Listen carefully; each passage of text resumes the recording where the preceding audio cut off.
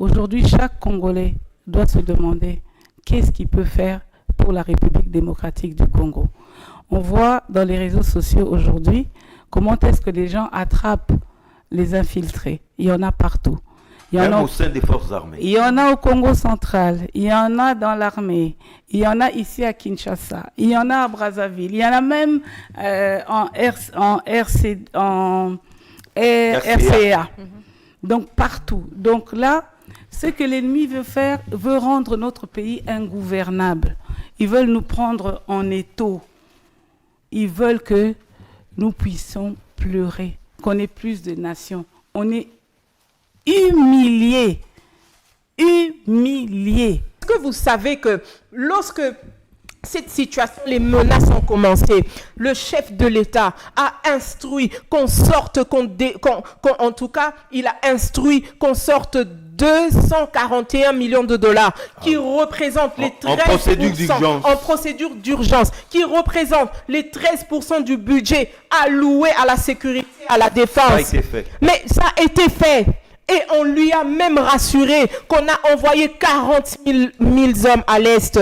On lui a rassuré que les salaires, parce que c'est ce qu'il avait demandé, c'est ce qu'il voudrait, que les salaires des FARDC allaient être revus à la hausse. Mais aujourd'hui, où sont les résultats? Où sont les résultats justement de tous ces milliers de dollars? Trahison. La trahison. La patrie ou la mort, nous vaincrons. Bienvenue dans ce plateau tout à fait spécial, un plateau particulier qui sera consacré à la situation sécuritaire qui prévaut dans la partie orientale de la République démocratique du Congo. Une façon pour nous, une façon pour Kin 24 d'apporter son soutien tous azimuts à nos forces de défense. Alors nous sommes heureux de recevoir pour ces tout premiers numéros les femmes, les mamans. Qu'est-ce que les mamans pensent de cette situation d'insécurité dans l'Est de la République démocratique du Congo? Nous sommes honorés de la présence de Madame Francine Kimasi Bekili. Elle est la présidente nationale de l'AFABACO AUN. Bienvenue Madame. Merci John, bonsoir. Vous ne serez pas seul, honoré également de la présence de Madame Christine Lieke. Elle est la présidente nationale de PPC. PPPC. PPPC, 3 PSC, Parti politique pour les progrès du Congo. Bienvenue Madame. Merci beaucoup Monsieur John, mais ce soir, je n'aimerais vraiment pas qu'on me présente avec tous ces titres. Tout à fait. Je voudrais juste qu'on me présente comme une patriote. Parce que c'est à cause de justement tous ces titres que on vit les affres de la guerre que nous vivons actuellement. Donc, je suis juste une patriote, ok, et pris d'un sentiment de regret. Et voilà, je voudrais la paix dans notre pays. Je comprends déjà votre émotion, je reviens à vous. Je commence par Madame Francine Kimasi. Madame, là, avant tout, vous êtes d'abord des femmes, des mères des familles. À un moment, on nous a dit que Goma serait la capitale mondiale du viol. Je ne pose pas la question aux politiques que vous êtes, mais aux femmes, aux mamans. Comment percevez-vous cette situation qui sévit depuis maintenant 3 décennies dans cette partie de la République démocratique du Congo? Merci John pour me permettre de m'exprimer sur cette question. D'entrée de jeu, je compatis avec toutes mes sœurs de l'Est, tous ceux qui sont tombés au front. Vraiment, je compatis et je présente mes sincères condoléances à toutes les familles. Et en tant que femme, en tant que mère, nous sommes meurtris. D'abord par les affres de la guerre qui nous touchent, les viols. Qui touchent au premier rang la femme et l'enfant. La femme et l'enfant, les viols, les enfants qui restent orphelins, les enfants abandonnés. Et cette situation nous rend plus malheureuses parce que c'est toujours des personnes qui se connaissent, qui laissent les gens qui ne se connaissent pas s'entretuer. C'est ça la guerre. Et en tant que femme, vraiment, je demande à tous les Congolais. Certains appelleront ça des dommages collatéraux, des victimes collatérales. Oui, ça c'est du bon français, mais en réalité c'est des victimes. Des victimes, des personnes qui se connaissent, qui se battent pour des intérêts, Et ce sont des victimes qui ne connaissent pas et qui ne profitent même pas de ces intérêts-là. Vous m'avez posé une question en tant que femme. Oui, femme d'abord. Et je rajoute... Parce que vous l'êtes avant tout. En tant que femme, en tant que mère, ça fait trop mal. Je n'ai pas des mots pour exprimer ce qui se passe à l'est du Congo, et cela pendant 30 années. 30 années où, sous le regard complice de la communauté internationale, on nous laisse être violés, tués, meurtris, humiliés. Donc j'ai vu les images où on éventre les femmes. J'ai vu les images où on prend les bébés, on met dans les pilons, dans les mortiers, et on est en train de les piler. Qu'est-ce que c'est que ça? C'est pour les richesses. C'est pour des choses que nous avons trouvées ici, que nous allons laisser. Et en tant que femme, je viens interpeller la première ministre qui, lorsqu'elle a pris le pouvoir, elle est partie, elle nous a donné l'espoir. Elle nous a donné l'espoir qu'elle allait s'occuper de toutes ces femmes-là. Et là, maintenant, tout ce qu'on vit, c'est un grand silence. Monsieur John, c'est inadmissible. Mais je viens saluer, là, vraiment, avec tout mon cœur, parce que lorsque je vois la ministre des Affaires étrangères, une femme qui se Madame lève, Wagner, une femme sur tous les fronts, je dis merci, ma sœur. Et je fais un appel solennel à toutes les femmes, que ce soit politique, toutes les femmes de différents rivages, que ça du sud, de l'est, de l'ouest, de venir tous ensemble pour soutenir non seulement nos sœurs qui vivent des atroces réalités à l'est, mais aussi pour pouvoir soutenir l'armée. Chapeau bas à nos FARDC qui tombent des fois sans des moyens, sans même des encouragements. Chapeau bas. En tant que femme, je peux parler aujourd'hui jusque demain. Je peux verser des larmes, je peux même crier. Tout ce que je peux dire, vraiment, je fais ce geste. On tue au Congo. J'aimerais que tout le monde comprenne qu'on tue au Congo. J'aimerais que tous les pays du monde, lorsque vous utilisez vos téléphones, vous devez savoir qu'il y a une femme qui a été violée. Il y a un enfant qui est resté orphelin. Il y a quelqu'un qui est tombé sur le champ de bataille. Donc c'est ça là, on pleure le sang qui crie, on demande que les sangs qui crient puissent atteindre l'éternité, puissent atteindre notre Dieu en qui nous croyons et que nous crions vengeance. Je sais que ça fait mal, si je ne vous arrête pas, vous allez certainement faire couler des larmes. Vous avez bien compris. Il est temps de vous ressaisir. Je donne la parole à Madame Lieke, quasiment la même question. Vous êtes femme. Vous êtes mère des familles, parce que vous avez des enfants certainement. Comment vous percevez cette situation? Monsieur John, vous savez que c'est vrai que ça fait plus de 3 décennies que notre pays vit les affres de la guerre. Mais ça fait 2 semaines que j'ai du mal à fermer l'œil. Ça fait il y a 2 semaines que vous êtes réveillé. Non, ce n'est pas un réveil, mais c'est la goutte d'eau qui a fait déborder le vase.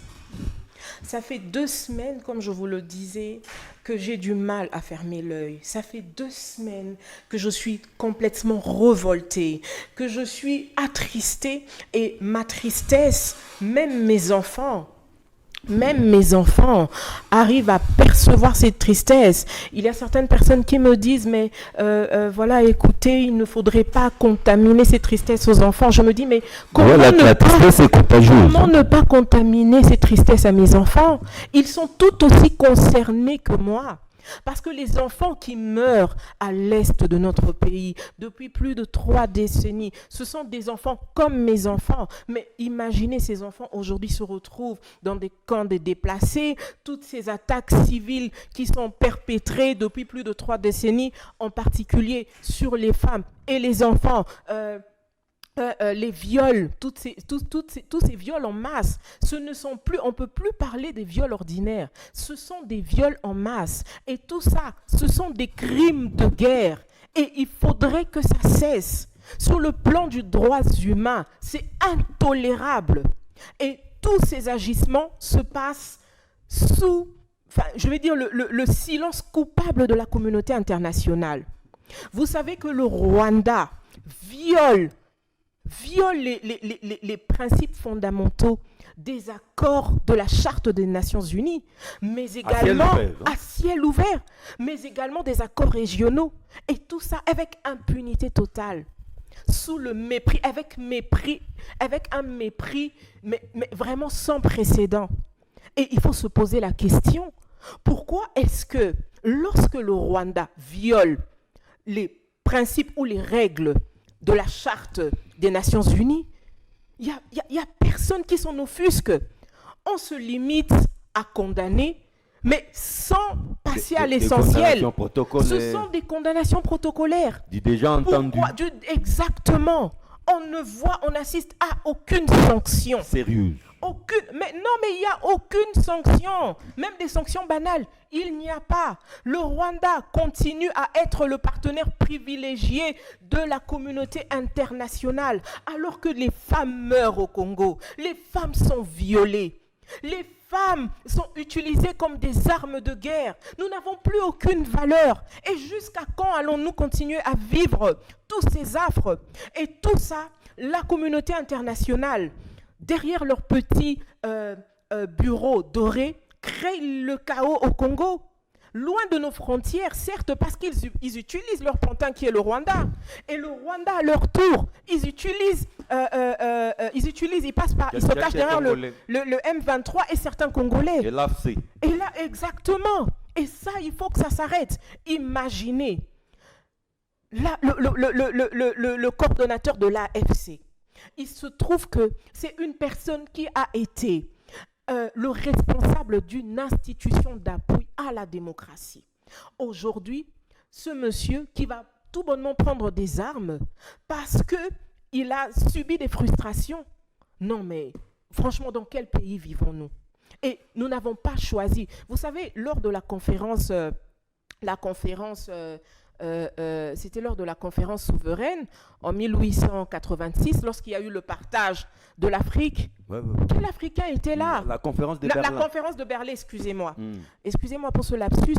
Mais il n'y avait aucun Africain autour de cette table. Donc, c'est-à-dire que nous, Congolais, nous n'avons pas choisi à voir les limites que nous avons aujourd'hui, dont nous avons hérité aujourd'hui. Encore moins ces richesses. Et pourquoi est-ce qu'aujourd'hui, ça devrait justement nous attirer toute cette haine? Toute cette haine, et vous allez vous rendre compte que aucune nation ne nous accompagne, aucune nation n'éprouve de soutien. Maintenant, puisque Madame Wagner... Mais c'est notre problème ou l'affaire des nations? Excusez-moi. On doit demander l'attention des nations. Si c'est seulement notre nation. Israël ne demande pas l'attention des nations. S'il vous plaît, si c'est seulement notre nation, pourquoi alors devrions-nous faire partie de ces organisations internationales comme les Nations Unies, comme la SADC, l'Union africaine, l'EAC? À quoi ça sert de faire partie de ces organisations? Non, il faut que ça s'arrête. Il faudrait que le monde jette un regard sur ce qui se passe en RDC. On reviendra sur les pistes de solutions. Trop, c'est trop. Là, j'ai posé la question aux femmes, aux mamans que vous êtes. Madame Francine, je reviens à vous. Que ce soit vous, que ce soit Madame Lieke, à un moment, vous avez évoqué la communauté internationale. Pensez-vous que c'est vrai, hein, l'indifférence totale, ce sont des molles condamnations à gauche et à droite, qu'il faudra insister, quémander, pour que le Conseil des Nations Unies se réunisse, pour que la Commission des droits humains à Genève se réunisse? Comment allez-vous expliquer cette indifférence de la communauté internationale? Monsieur John, nous sommes en guerre et nous devons arrêter de pleurnicher, nous devons nous prendre en charge. Ignorer cette communauté internationale? Non, je vais y venir. Je vais y revenir. C'est le moment où chaque Congolais doit se demander, non pas se demander ce que son pays peut faire pour lui, ce que lui peut faire pour le pays. Ah, comme le disait Kennedy. Oui, comme le disait Kennedy. Qu'est-ce qui se passe? Ça fait 30 ans qu'on sait que la communauté internationale, c'est un complot, si je peux dire, généralisé contre le Congo. Une conspiration mondiale? Je ne parlerai pas de conspiration. Je parlerai d'un conglomérat des gens qui se sont mis ensemble pour piller les richesses du Congo. C'est pour nos richesses qui sont là. Donc, la communauté internationale pillent, mais seulement ils se foutent du sang qui tombent, donc les gens qui tombent. Donc on parle de plus de 6 millions de morts. Quel cynisme. Moi, j'irais même jusqu'à dire plus de 10 millions de morts. Mais les 6 millions, vous n'avez pas encore comptabilisé les 3 000. Hein? Les 3 000 Les 3 derniers 1000 des Goma. Parce que la conséquence de tout ceci... c'est provisoire. Provisoire. C'est bilan macabre et provisoire. La conséquence de tout ceci, c'est le génocide qui était perpétré au Rwanda. Quelle était la part du Congo? Donc là, ils ont trouvé un cheval, c'est comme un cheval de Troie, donc le Congo. Un prétexte. Un prétexte pour venir piller les richesses du Congo, pour venir tuer les Congolais, avec malheureusement, M. John, d'autres Congolais qui sont derrière, qui se sont mis ensemble avec les Rwandais pour nous tuer. Pour ce qui se passe avec Nanga, mais moi je ne peux pas comprendre que quelqu'un qui était dans le processus, qui était un président d'une institution, oui, d'appui à la démocratie, comme vous le dites si bien. Quel virage. Oui, et pourquoi? C'est pour des intérêts égoïstes. Ça soit la communauté internationale, ça soit... Non, lui, il caresse les Congolais dans le sens du poil. Le régime actuel a détruit les pays. Excusez-moi, pour M. Nanga, c'est un secret de polichinelle. C'est parce qu'on lui a arraché ses carrés miniers qu'il a pris des armes. C'est même pas pour venir nous délivrer, nous sauver, pour venir apporter un nouvel État, pour venir refonder la RDC. Non, c'est pour des besoins égoïstes. C'est la même chose. La communauté internationale, ils veulent nos richesses. Ils veulent rien d'autre que nos richesses. Ils viennent nous piller, ils viennent nous tuer pour profiter de ce qu'il y a dans notre sous-sol. C'est vrai que le Congo, c'est un scandale généalogique, comme on dit, c'est ça? Donc, géologique plutôt, excusez-moi, un scandale géologique. Mais regardez jusqu'à quel point cette communauté internationale, les téléphones qu'ils utilisent, les puces, les ordinateurs, donc... les coltons.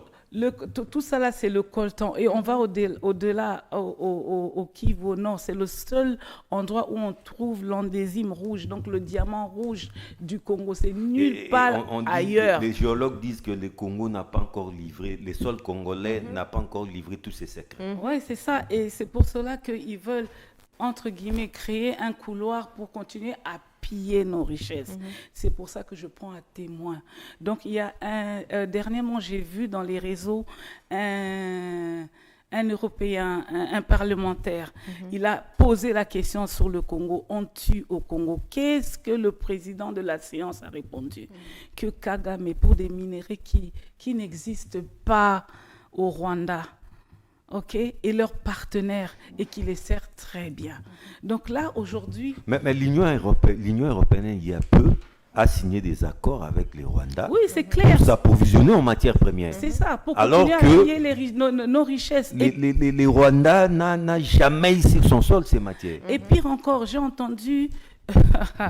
le président français dire que ce n'était pas leur responsabilité. C'est qui a demandé qu'on ouvre les frontières pour qu'on puisse faire rentrer les trucs, les FDLR, les Rwandais à l'époque, n'est-ce pas la France? Aujourd'hui, on a vu la grogne sociale. Comment est-ce que les Congolais sont partis piller avec beaucoup de haine le truc, l'ambassade de France? C'est des choses qui en disent long. C'est des actes où aujourd'hui...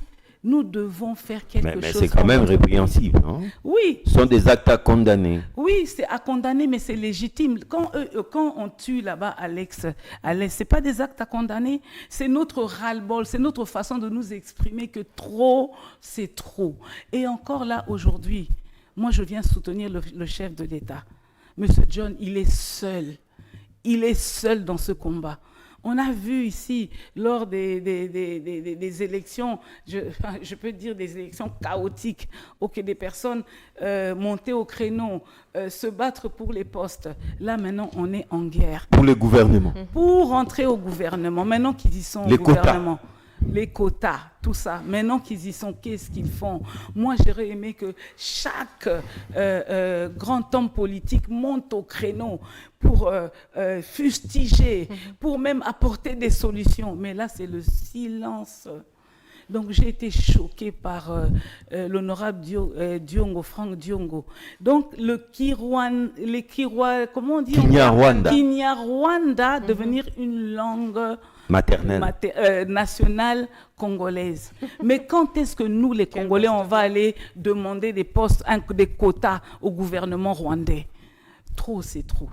Ou bien même Trop, installer le petit c'est Congo. trop. Et quand est-ce que nous aussi, là, on va créer une ethnie? Parce que les Banyamulenge n'ont pas de terre au Congo. Ça, c'est une réalité. Donc, cette guerre est basée sur, comment je peux dire, si je peux mettre vulgaire, est basée sur rien du tout. Sur rien du tout. Une sur guerre les de pineux. prédation. Oui, c'est juste pour piller nos richesses. Alors, là, maintenant, là, je demande à tous les Congolais d'être derrière le garant de la nation. Oui, d'être derrière, de le soutenir. Parce que, lorsque j'ai entendu son discours, j'ai compris que... Le tout dernier.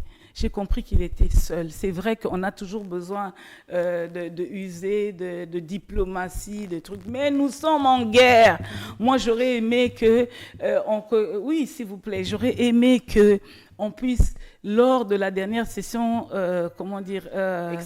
extraordinaire de trucs du Parlement, les deux chambres se sont réunies. J'aurais aimé qu'on dise, on déclare la guerre. On entre sur les pistes de solutions au Rwanda. Pour voir aussi la démarche des évêques de la SENCO et de l'ECC. Madame Lieke, l'indifférence de cette fameuse communauté internationale est-elle révélatrice de sa complicité? Alors, vous savez, cette fameuse communauté internationale, comme vous l'avez dit, moi, je suis convaincue aujourd'hui que la communauté internationale se comporte de manière aussi, je vais dire de manière aussi barbare avec le peuple congolais, parce que au sein du peuple congolais, il y a de ces Congolais, malheureusement, qui ont trahi leurs compatriotes. Ils ont trahi, ils ont consenti à des choses, ils ont consenti à des actes barbares pour leurs intérêts personnels. Vous savez, en tant que révolutionnaire, Che Guevara, moi je lis, en tout cas, je suis beaucoup les révolutionnaires, Che Guevara, Thomas Sankara, les Kwame Nkrumah et j'en passe. Che Guevara, vous savez, il avait dit que pour libérer une nation, il faudrait pas beaucoup. La recette, elle n'est pas magique, 10 balles. Seulement. Donc, 10 balles seulement. Donc, c'est-à-dire que dans une main, vous avez 9 balles pour les ennemis de l'intérieur. Les traîtres. Les traîtres. Et dans l'autre, vous avez une balle pour l'ennemi, une seule balle pour l'ennemi. Parce que sans les traîtres de l'intérieur, l'ennemi de l'extérieur ne peut pas venir. En tout cas, c'est les tableaux congolais. Exactement. C'est les paysages congolais. Exactement ce qui se passe au sein de notre nation. Comment pouvez-vous comprendre que des représentants de la population, les députés, nos honorables députés nationaux, il y en a qui se retrouvent dans des groupes armés. N'avons-nous pas entendu le président Bosso dénoncer ces personnes? Quitter les groupes armés. Et j'aurais voulu que le président Bosso nous donne la liste de ces personnes. Mais moi, je sais, je suis convaincu qu'il y a certains qu'on connaît de nom. Il est temps qu'on commence à réprimander ces personnes-là. Il est temps, parce que vous voyez avec ce qui s'est passé dernièrement, je vais dire les actes, on a traité ça d'actes barbares vers les missions diplomatiques, vous voyez, mais comme Madame Kimasi l'a dit tout à l'heure, c'était une expression de la démocratie, d'un ras-le-bol. Et ça fait bouger la communauté internationale. La pression. La violence, hein? Non, abat la violence. Abat la violence. Moi, je ne suis pas partisane de la violence. Tout à fait. Ça, nous devons condamner. Je ne suis pas partisane de la violence, mais il faudrait qu'on évite de nous pousser à bout. Monsieur John, est-ce que vous réalisez que nous avons perdu 6 millions de morts et le Rwanda, avec leur génocide, Ils n'ont perdu, bon, sans vouloir minimiser, mais ils ont perdu 1 million de morts. Nous en avons perdu 6 millions. L'Holocauste congolais. Personne n'en parle. Personne n'en parle. Mais attendez, vous voulez dire quoi? Que les Rwandais sont plus humains que les Congolais? Non, mais il faut que ça cesse.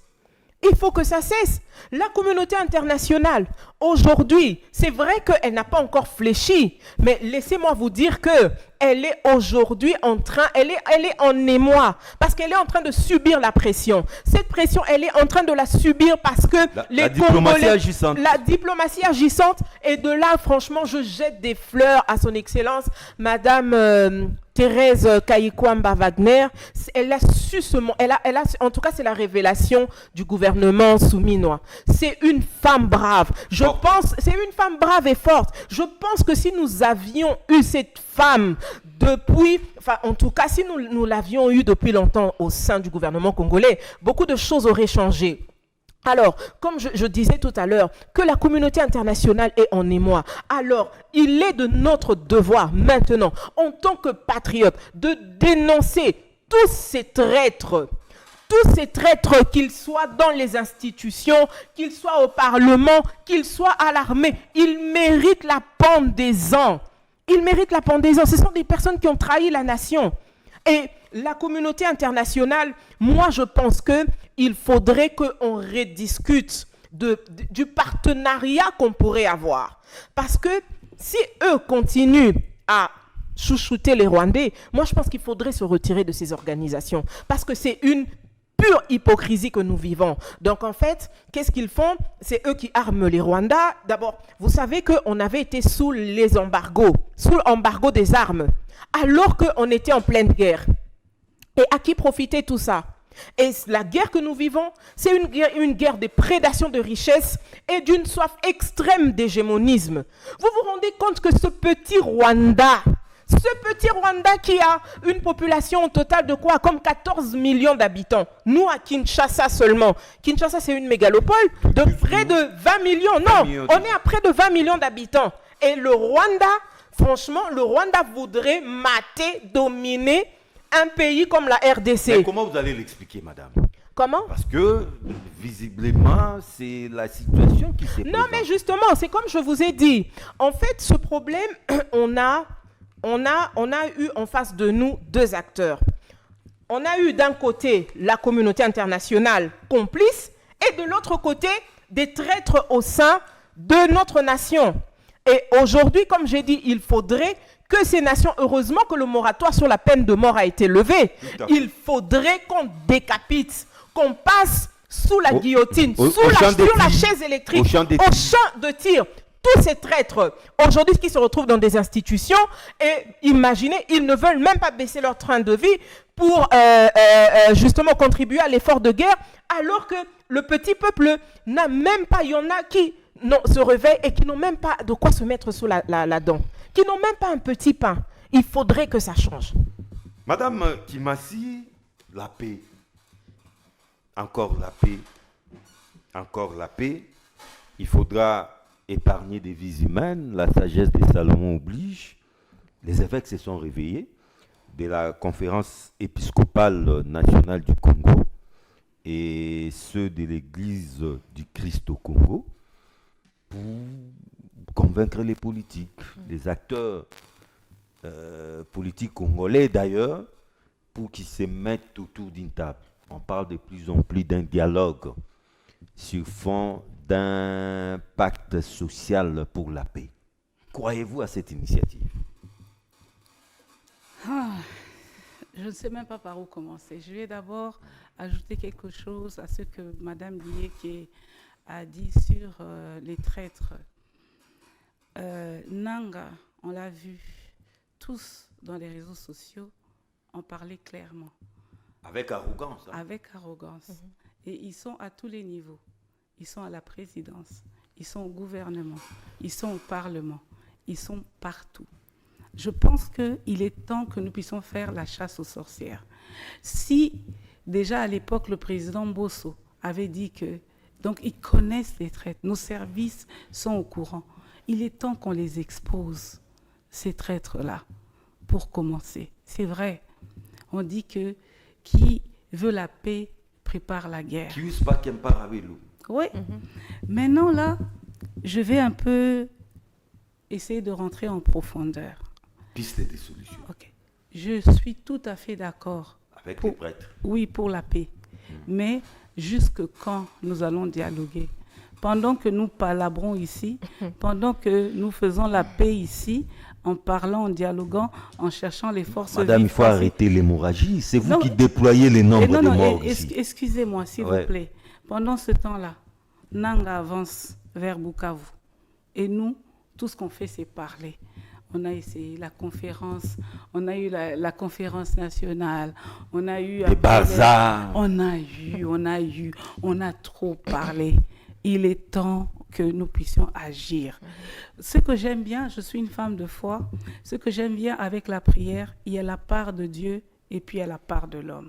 Toujours. On est une nation. C'est vrai que nous pouvons nous retrouver autour d'une table comme on l'a fait tant de fois pour parler. Mais la guerre avance. Combien de millions qu'on a décaissés déjà? On avait prétendu avoir plus de 40 000 hommes à Goma, mais Goma est tombé. Où est passé tout cet argent? Et les acteurs... Non, madame, les discours aussi comptent, madame. Oui. Goma n'est pas tombé, mais Goma est occupé par une armée étrangère. Oui, qui continue Goma, vers Bukavu. Nous sommes agressés par les Rwandais. Oui, et qui continue... Cette armée d'occupation se poursuit. Oui, et il ne faut pas dire que c'est tombé. Excusez-moi, et qui continue vers Bukavu. C'est vrai que nous, on aime bien faire la politique de l'autruche, donc on aime bien, comment dire, se voiler la face. Les mêmes causes produisent les mêmes effets. Le problème du Congo, j'ai bien écouté ma sœur, la présidente, Madame Ifoku, apporter des pistes de solutions. Le problème du Congo, c'est l'homme. C'est l'homme. Aujourd'hui, c'est vrai, on va prendre les hommes en soutane, que je respecte beaucoup, faire le balai diplomatique, aller vers les trucs, les différents leaders, les mettre ensemble pour parler. Pour parler de quoi? Ils l'ont déjà commencé. Oui, donc c'est en téléchargement. Ils ont vu Fayou, ils ont vu aujourd'hui... c'est pour qu'on revienne au 1+4. C'est pour qu'on revienne au 1+5. C'est pourquoi? C'est pour qu'on revienne à quoi? Ils ont promis même d'aller à Goma aussi. Oui, mais c'est quoi? Alors là, maintenant, moi, je me pose la question. OK? C'est vrai, les prêtres, peut-être qu'ils ont été choisis pour une certaine probité morale, mais l'histoire nous en dit... Mais madame, vous ne trouvez pas que toutes les pistes sont bonnes au nom de la paix? Papa John, ce qui tout chemin mène à Rome, mais pourvu que Rome soit la paix. Oui, mais ce qui se passe au Congo, ça fait 30 ans qu'on dialogue. Qu'est-ce qui est arrivé? Il y a eu la paix.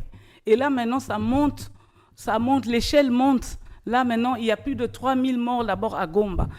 Qu'est-ce qu'ils ont fait? Ils ont déjà nettoyé les corps pour qu'ils ne puissent plus avoir de trucs de traces. Et tout ça, là, on doit toujours continuer à dialoguer.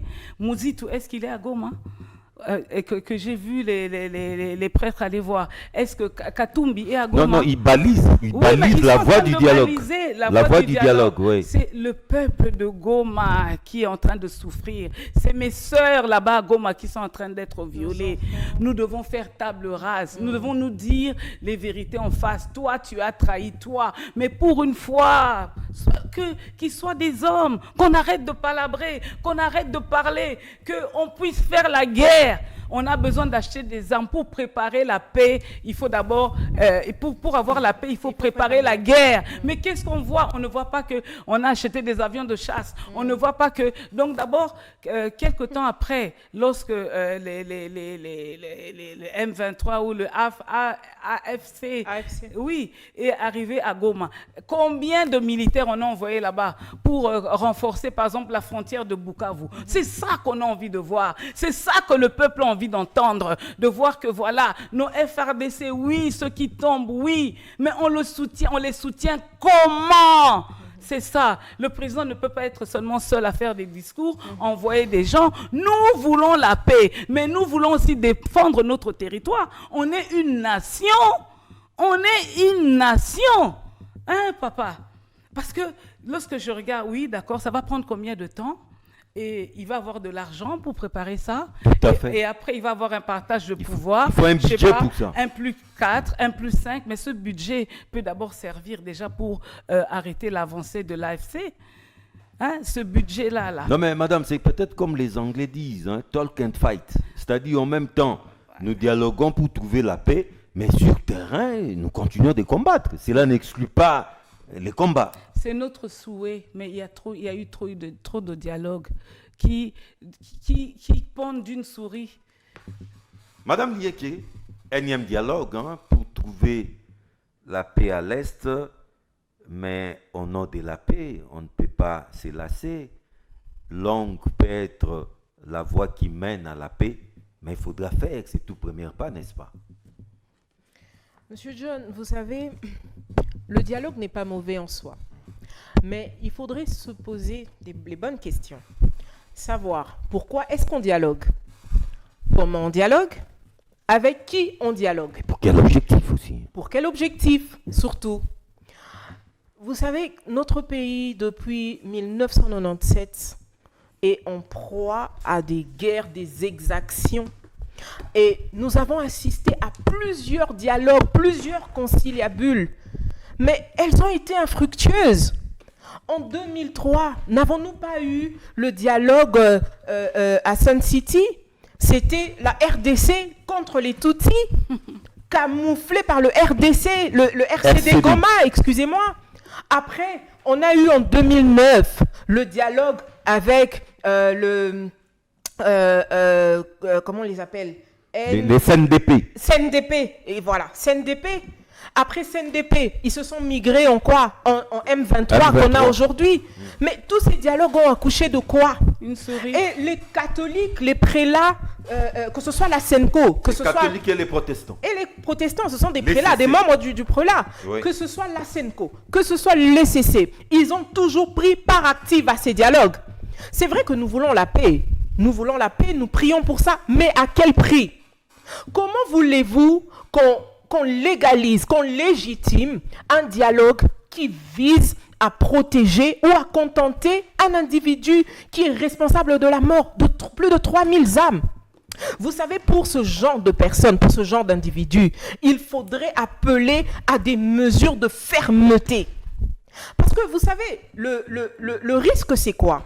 Si aujourd'hui le pouvoir acceptait de consentir, d'accord? Parce que si on va au dialogue, ouais, on sera obligé de consentir à leur cahier de charge, à leur desiderata.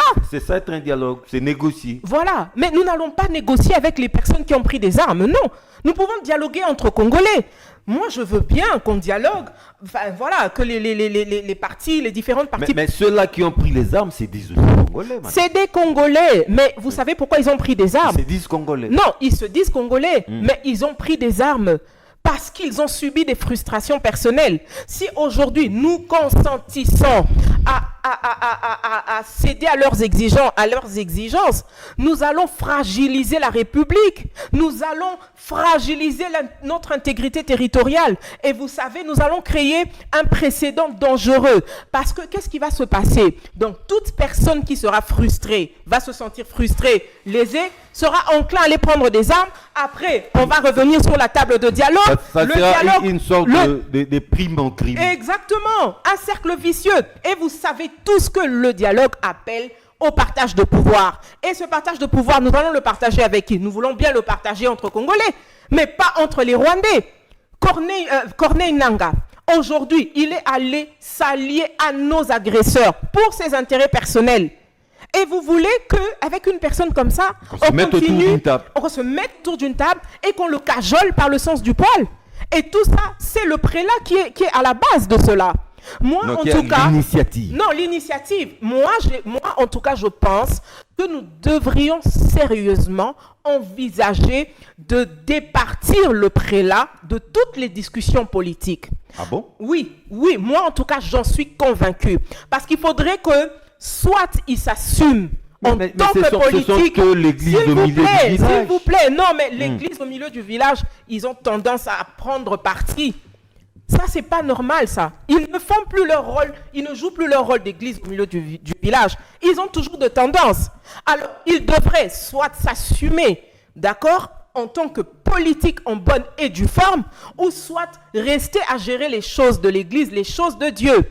Mais on n'a pas besoin des politiques en soutane. Ça, on n'en veut pas. Moi, je respecte beaucoup. Moi, je suis une fervente croyante, d'accord? Mais je ne suis pas d'accord que que les dirigeants du prélat, que ce soit catholique ou bien protestant, ou tout autre, soient en étroite collaboration avec des chefs rebelles. Mais dans quel pays on est? Dans quel pays, dans quel monde vivons-nous? Écoutez, le Christ a été formel. Je veux chuter par là. Le Christ lui-même a été formel. À Dieu ce qui est à Dieu, à César ce qui est à César. Monsieur John, j'aimerais quand même ajouter quelque chose avant que vous me posiez une question. Aujourd'hui, donc, Monsieur Corneille Nangaa a désigné un gouverneur. gouverneur. Et à ma grande surprise, lorsqu'il a parlé en Kinyarwanda. Est-ce que vous allez nous dire que Goma est encore congolais? Donc c'est une question que je pose à tout le monde. C'est quand même gravissime. C'est quand même très gravissime. Alors aujourd'hui, là, les prélats, je veux bien qu'il y ait des dialogues, mais qu'on se dise les choses vraies. Que pour une fois, qu'on se pose les vraies questions. Madame, alors, comme la piste, vous semblez être dubitative à la piste dialogue, qu'est-ce que vous proposez? Quelle est votre recette pour qu'on sorte de cette crise? La guerre.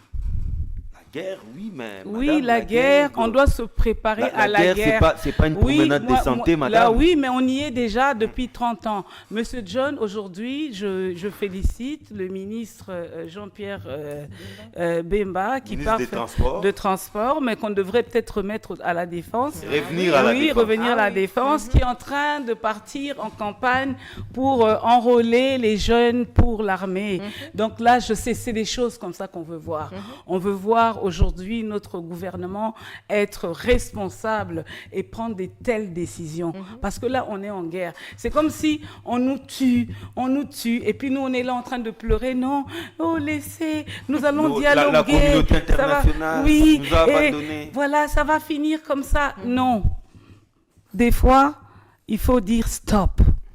Et en disant stop, nous devons aussi prendre des armes. C'est ça le problème. Les pistes de solution, c'est là. C'est là alors que la communauté internationale va comprendre que nous ne sommes pas des moutons. C'est là alors que la communauté internationale va comprendre. Il y a une chose que je vais fustiger. C'est vrai qu'on doit réduire les trains de vie. Mais aujourd'hui, vous partez dans les boîtes de nuit à Kinshasa, partout, dans les autres provinces, c'est plein. Est-ce qu'on est conscient de l'heure à laquelle nous sommes? Est-ce que les jeunes, est-ce qu'on est conscientisé? Qui a péril, on la demande. Oui. Et est-ce qu'on sait qu'ils peuvent arriver jusqu'à Kinshasa? Est-ce qu'on le sait? Donc c'est ça mon souci. C'est ça ma prière, qu'on puisse stopper cette agression, qu'on puisse stopper les tueries. Trop, c'est trop. Madame Yeke, êtes-vous d'avis aussi que, avec les dialogues, on n'a pas encore vu les résultats et que l'option militaire serait la plus idoine? Vous savez, il y a une célèbre phrase qui dit « Les grands changements exigent les grands sacrifices ». Au grand mot, grand remède. Au grand mot, grand remède. Nous avons déjà perdu 6 millions plus les 3 000. Il faut arrêter cette hémorragie. Non, un moment. Ouais. Excusez-moi, monsieur John, j'en viens. Nous avons déjà perdu 6 millions, d'accord? Et les 6 millions plus les 3 000 provisoires, du bilan provisoire que nous avons, parce que après ils continuent à commettre, leur tuerie. Vous savez que le M23, ils avaient décrété un cessez-le-feu, mais eux-mêmes ont violé leur cessez-le-feu. J'ai vu la vidéo de leur festivité, des festivités qu'ils ont eues à 2-3 jours. Je suivais sur les réseaux sociaux plusieurs Congolais, les Kinois en l'occurrence, offusqués du fait que la population avait répondu présente. Mais non, parce que cette guerre, elle est également médiatique. Et même numérique. C'est numérique. et numérique. C'est un mensonge ce que vous avez vu sur les réseaux sociaux, chers Congolais. Vous savez ce que ces gens ont fait? Trop de propagande. Trop de propagande. Vous savez ce que ces gens ont fait? Ils sont allés dans chaque ménage, dans chaque maison. Ils ont obligé, contraint la population, surtout les jeunes, à se rendre à leur foutu meeting. Ils ont donné... Les marchés, les magasins étaient fermés. Vous savez, ils ont distribué des jetons et le soir, ils avaient promis à la population qu'ils allaient repasser dans chaque maison pour voir s'ils avaient... voilà, ils étaient au stade. Ils étaient au stade. Et qu'auriez-vous voulu que la population fasse?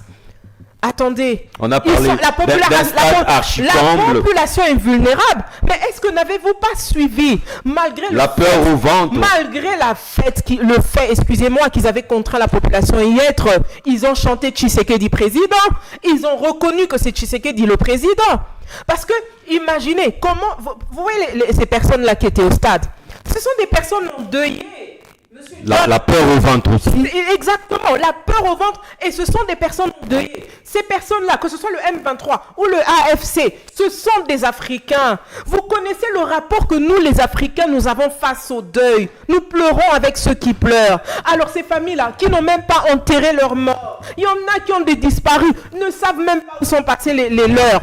Vous les obligez à venir festoyer. Imaginez un peu. Vous avez vu ce qui s'est passé en Ukraine? Vous avez vu ce qui s'est passé en Ukraine? Imaginez que l'Ukraine et la Russie. Imaginez par exemple que la Russie ou soit l'Ukraine occupe la Russie et se mette à festoyer et en complicité avec les leurs. Parce que Nanga, c'est lui qui a ouvert la porte au M23. Il a festoyé il y a 2-3 jours. Je ne sais pas si vous avez vu la vidéo. Le criminel de Bertrand, comment il s'appelle? Bertrand Bissimois, qui était en train de danser. Il était en train de s'enjailler. Tristement célèbre. Après le carnage qu'ils ont commis, il a tué ses frères et sœurs congolais. Et aujourd'hui, ils ont contré la population. Vous voulez qu'on applaudisse pour des personnes comme ça? Ah non. Et moi, je pense que avec des personnes comme ça, comme je vous avais dit, il faudrait des mesures de fermeté. Aujourd'hui, pour que cette guerre s'arrête, nous devons avoir le courage d'aller vers la voie ou la solution, enfin, justement, une solution militaire. La guerre. Parce que la guerre, vous savez, ceux qui sont en train d'embarquer le chef de l'État dans ce schéma de dialogue se trompent. Ils se trompent. Ce sont des personnes qui sont en train de tromper le chef de l'État. Déjà, vous avez vu leur silence coupable. Le présidium de l'Union sacrée, il n'y a qu'une seule personne qui se distingue. Et c'est le VPM Jean-Pierre Bemba à qui je jette de fleurs. Lui, au moins, il est au transport, mais il est en train de faire office du ministre de la Défense parce que, voilà, celui qui est... ministre de la Défense absent. Exactement, il est très absent. Ministre de la Défense qui plagie les discours. Ministre de la Défense... On ne doit pas revenir sur ça, madame. Non, excusez-moi, c'est choquant. Ministre de la Défense qui plagie des discours. Ministre de la Défense qui ne sait même pas, même en plagiant, même, vous savez que même pour plagier, il faudrait y mettre de l'intelligence. Épargnons notre ministre, madame. On va faire la guerre par mer. Avons-nous des mers en RDC? Épargnons notre ministre. Avons-nous des mers? Épargnons notre on devrait faire la guerre par les fleuves, je ne sais pas moi, les océans. Avons-nous les navires de guerre pour ça? Non, il faut que ça s'arrête. Moi, en tout cas, je souhaiterais que le VPM Bemba revienne au transport et que cette soi-disant union sacrée il faudrait qu'on arrive à dissoudre cette union sacrée parce que le silence des autres animateurs de l'union sacrée, c'est un silence coupable. S'ils veulent, ils n'ont qu'à aller dialoguer avec ceux qui nous tuent, mais nous et le chef de l'État, nous allons à la guerre. Madame Kimansi, peut-être qu'on va revenir avec vous le vendredi prochain, mais là, comme nous devons atterrir, je vous donne la parole. Ça sera votre conclusion. Bon, là, le timing, ça n'a pas vraiment été... ok, d'accord. Ma parole ça ne sera pas vraiment une conclusion, mais ça sera plutôt... On peut revenir le vendredi prochain, hein? Okay. Non, mais moi, en tout cas, je souhaite vivement qu'on revienne. Oui. On n'a pas eu assez de temps pour nous exprimer. Alors, qu'est-ce que je voulais dire? Donc, pour ce soir, ok, On parlait de changer la Constitution. C'était très à la mode il y a quelques temps. Non, ce débat est, je crois, renvoyé au calendrier grec. Oui. Pourquoi? Parce que nous devons défendre notre nation. Il y a plus urgent. Il y a plus urgent. Je pense que nos autorités doivent mettre les priorités. Donc, ça veut dire qu'ils doivent d'abord se poser des questions. Où nous allons? Qu'est-ce que nous pouvons faire? Et quels seront nos animateurs de demain? Parce qu'on le veuille ou non, il y a péril en la demeure. C'est ça qu'il y a au Congo. Alors, moi, je suis encore en train de revenir à ce que j'ai dit. Aujourd'hui, chaque Congolais doit se demander qu'est-ce qu'il peut faire pour la République démocratique du Congo. On voit dans les réseaux sociaux aujourd'hui comment est-ce que les gens attrapent les infiltrés. Il y en a partout. Même au sein des forces armées. Il y en a au Congo central, il y en a dans l'armée, il y en a ici à Kinshasa, il y en a à Brazzaville, il y en a même en RCA. Donc partout. Donc là, ce que l'ennemi veut faire, veut rendre notre pays ingouvernable. Ils veulent nous prendre en étau. Ils veulent que nous puissions pleurer, qu'on ait plus de nations. On est humiliés.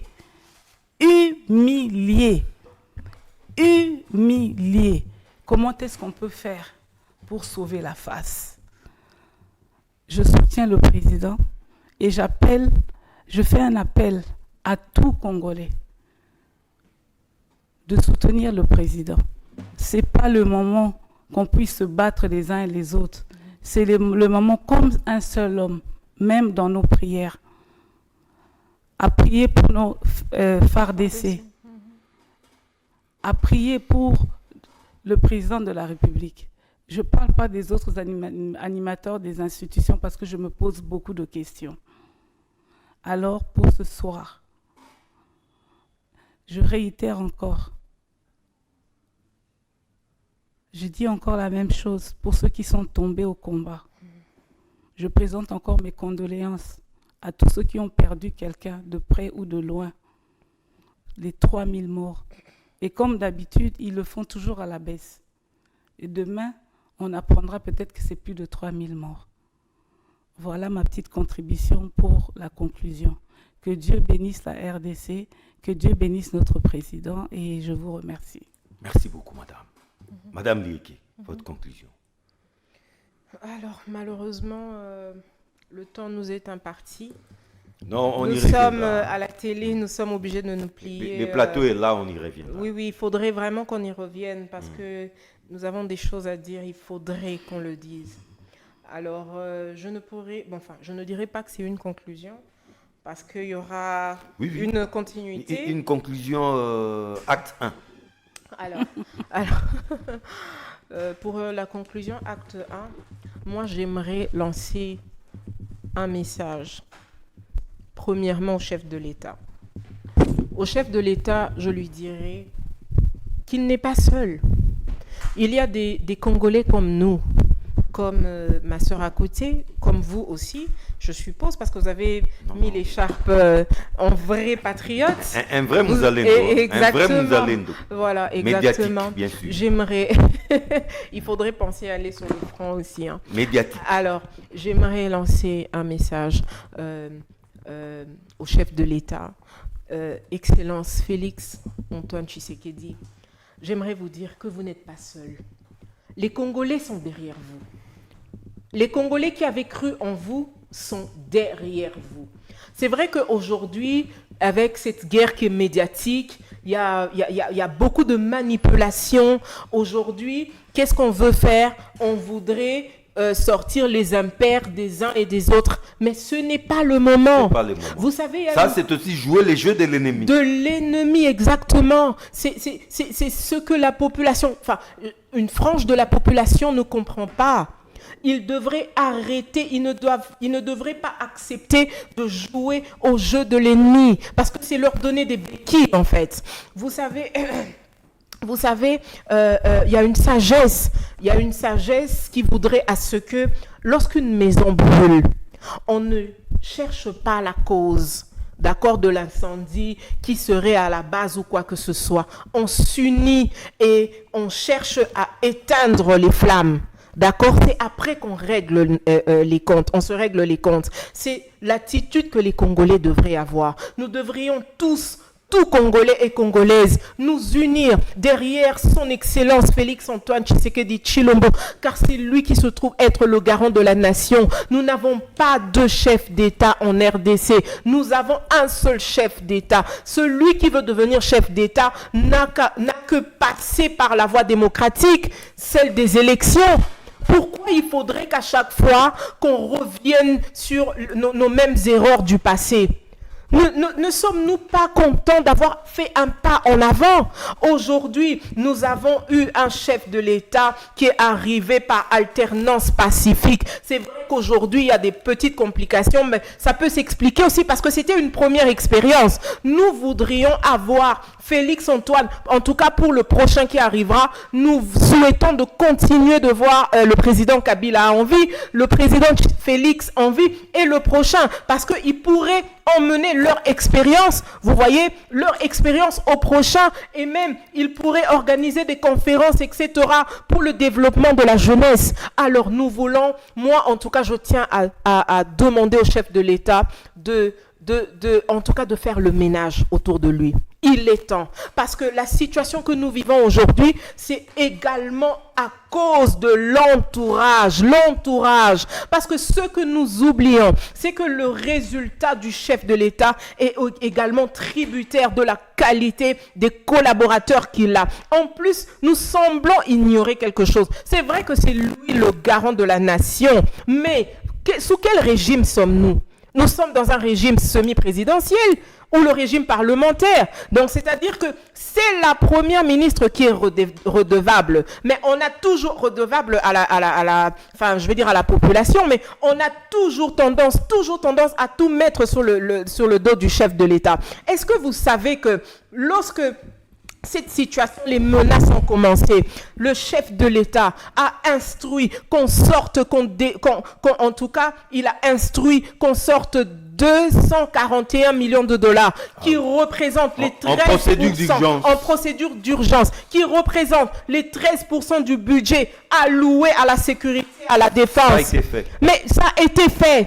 Et on lui a même rassuré qu'on a envoyé 40 000 hommes à l'Est.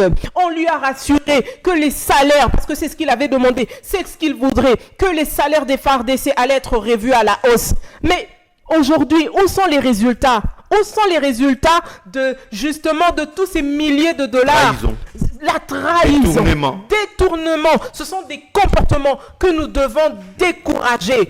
Décourager de la manière la plus forte. Et à nos FARDC, j'aimerais également vous dire que vous n'êtes pas seuls. Vous n'êtes pas seuls. Vous savez, nous leur devons notre vie. Parce que eux ont accepté de verser le sang pour nous. Ils ont accepté de sacrifier leur vie pour la nôtre, malgré les conditions difficiles. Ils n'ont pas de bons salaires. Eux-mêmes au sein de l'armée, ils vivent des trahisons parce que par moment ils vivent comment je dis ça. Il y a une mauvaise coordination de la chaîne de commandement, ce qui emmène à tout ce que nous vivons aujourd'hui. Mais malheureusement, ces jeunes-là, parce que la majorité, ce sont des jeunes, ils se retrouvent piégés, ils perdent leur vie. Après, qu'est-ce qu'ils ont? En tout cas, vous avez des choses à dire. Non, j'ai des choses à dire. J'aimerais en tout cas que nous continuions, la nation entière, continue à prier pour nos FARDC, continue à prier pour le chef de l'État et surtout, j'aimerais rappeler une chose, la situation que nous vivons aujourd'hui, ce n'est pas le problème de Tshisekedi, c'est le problème de tous les Congolais. Alors il est temps que nous arrêtons, nous nous mettons au-dessus des clivages, des clivages politiques, etc. Tribal, nous devons tous, merci, madame. Nous devons tous nous unir derrière notre chef de l'État, les FARDC et les Wazalènes. Merci beaucoup à vous, madame la présidente Francine Kimasi Bekili de la FABACO AUN. C'était un plaisir. Merci également à madame Chris Christine Christine Lieke. C'était également un plaisir. Vous avez compris, là, c'était les lamentations. Je ne dirais même pas les lamentations, mais beaucoup plus les colères ou la colère des femmes congolaises qui viennent tout haut de dire ici, trop c'est trop, la patrie ou la mort, nous vaincrons.